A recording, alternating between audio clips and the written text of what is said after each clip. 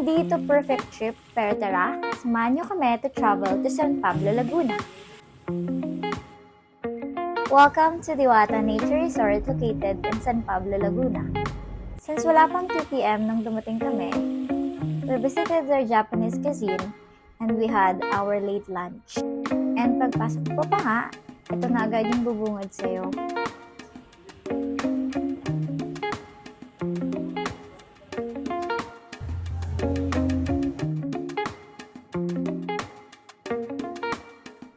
After we had our lunch, we straight ahead sa room na kinuha namin for 2. It's a pahingahan room.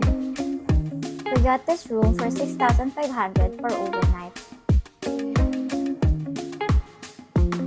And look, eto nga pala yung view from our room.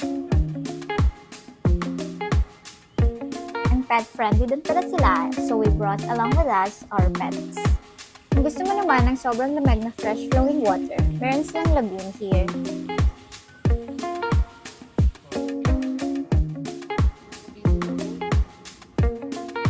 And meron silang mini library here where you can sit and stay for a while. Kids can also love this place kasi meron din silang mini playground here.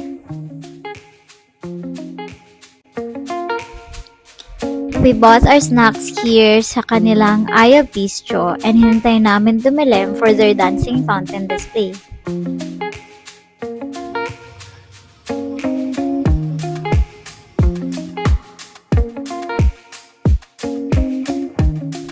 So after nyan, we roam around and explore their pools.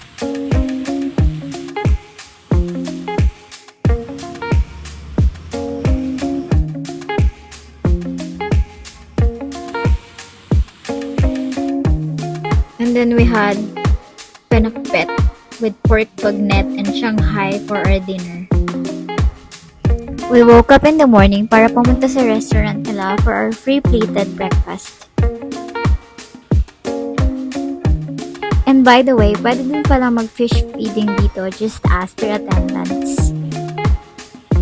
Ito yung restaurant nila and they call it Hapag Diwata. And meron din silang pastries dito.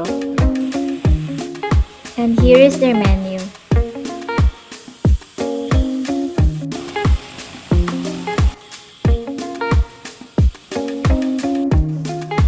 And we had tocino and daing na bangus for our breakfast. Meron din pala silang wellness spa here but we haven't tried kasi